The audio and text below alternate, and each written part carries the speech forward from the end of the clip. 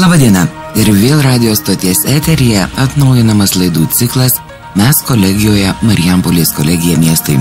Šioje ir artimiausiose laidose kalbėsime apie studijų galimybės Marijampolės kolegijoje bei privalumus, kuriais Marijampolės kolegija gali didžiuotis.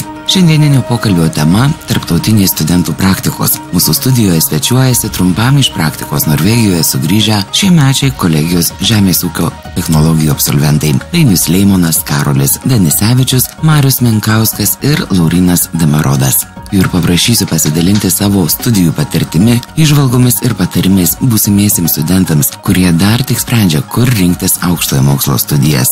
Studijos kaip ir baigtos, belieka atsiimti diplomus. Dainiau, kaip prisimenate savo pasirinkimą studijoms Marijampolės kolegijoje?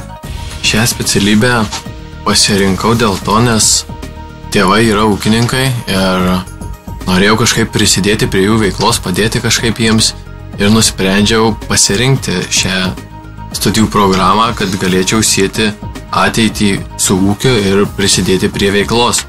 Taigi dabar ir esu žemės ūkio technologijos komercijos studijų programos absolventas.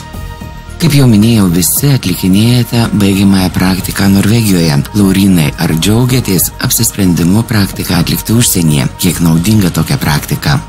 Iš pradžių tai abejojau, ar noriu atlikti praktiką svetimoje šalyje, bet kaip nuvažiavau, susipažinau su naujais žmonėmis, jie buvo malonūs, viską paaiškino, tai viskas pasikeitė, neliko tų abejonių, patiko praktikos vieta, darbai buvo nesudėtingi, viską normaliai visi išaiškindavo, pat tai yra nauja patirtis, žinios, kuri, manau, pravers ateityje.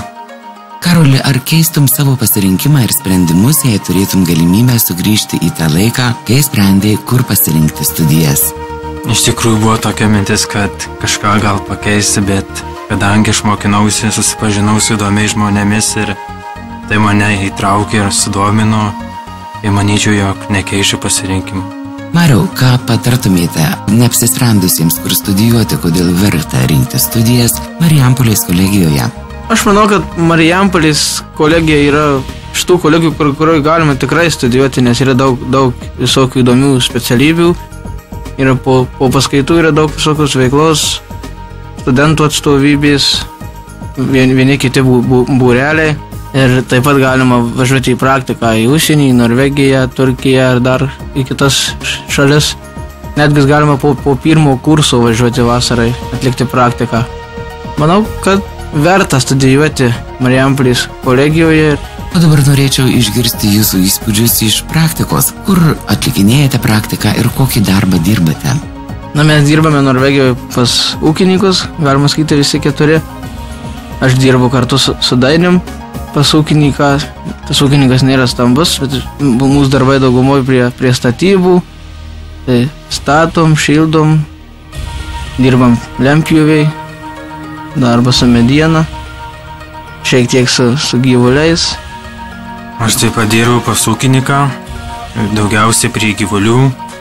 Tai užsiimu darbai, tai yra tokie šėrimas, karvių priežiūro, veršelių, ten davimas pieno, rodžių priežiūro ir taip toliau viskas yra. Man tenka dirbti įvairiuose vietose, bet prie gyvulių netenka. Tenka tverti tvoras kalnuose, kuriuose ganosi paskiau avys. Taip pat tas tvoras nuardyti, uždėti naujas. Dirbam ir kempinguose, reikia kasinėti. Tiesiam, kad galima būtų patiesti šitos internetų kabelį. O aš kaip ir Marius, tame dirbame pas tą patį ūkininką, tai kaip ir gal ką galiu pridėti, kad būna, kad ir netokių labai malonių darbų, kad reikia ir žolės iš laukų išrinkti, ir į kalnus su karučiu važiuoti. Kas labiausiai stebino ir tebe stebina?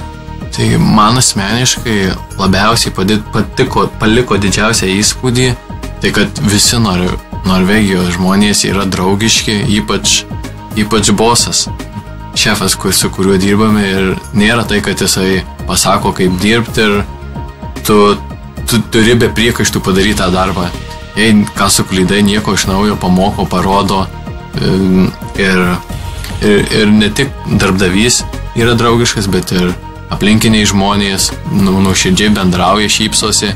Taip pat, kad Norvegijoje labai graži yra gamta, kriokliai, kalnai. Ir man patinka tas, kad pas norvegus jie viską dirba, pas juos nieko nėra šiaip, jie viskas suplanuota, viskas sudėliota, kažkas darbai dirbami iš eilės. Taip pat labai didelį įspūdį paliko tai, kad ir smulkūs ūkiai, bet modernizuota technologija, nieko beveik nereikia daryti rankomis, viskas kompiuterizuota. Sėdi ir tiesiog valdai kompiuterius ir atliekamas darbas už tave, galima sakyti. Ar jau nusprendė, kuo užsimsite grįžę po praktikos? Asmeniškai aš visiškai nesu garantuotas savo ateitim. Tai nors Norvegijoje yra uždirbami pinigai gal didesni šiek tiek nei Lietuvoje, bet tas namų ilgesys kažkaip visur gerai, bet namie geriausia. Ir per daug vandens Norvegijoje. Aš grįžęs, kaip grįžiu, tai dar tiksliai nežinau, ką veiksiu, bet manau, arba ūkininkauti, ar dirbti darbą susijusį su mano profesija, įgyti daugiau žinių, kad jos praverstų kažką atkuriant ateityje. Manau, ūkininkavimas Lietuvoje gal yra tikrai verta tam tikra veikla, bet palyginus su Norvegijoje gali išmokti tai vieno ar kito dalykų. Ir manau, kad išvažiavus, pabuvus Norvegijos, įdirbus pinigų, pasitaupęs, grįžus į Lietuvą, galima tikrai pradėti kažkokį tai ar versliuką, ar ūkininkauti, investuoti pinigus, kuriuos užsidirbtas tam pačiam žemės ūkiai. Po akimirkos grįžime ir pratęsime pašnekesį su Marijampolės kolegijos tarptautinių studijų ir ryšių skyriaus vadove Rasa Zigmantaitė ir Kristina Bilinskaitė, Marijampolės kolegijos Erasmus koordinatorė.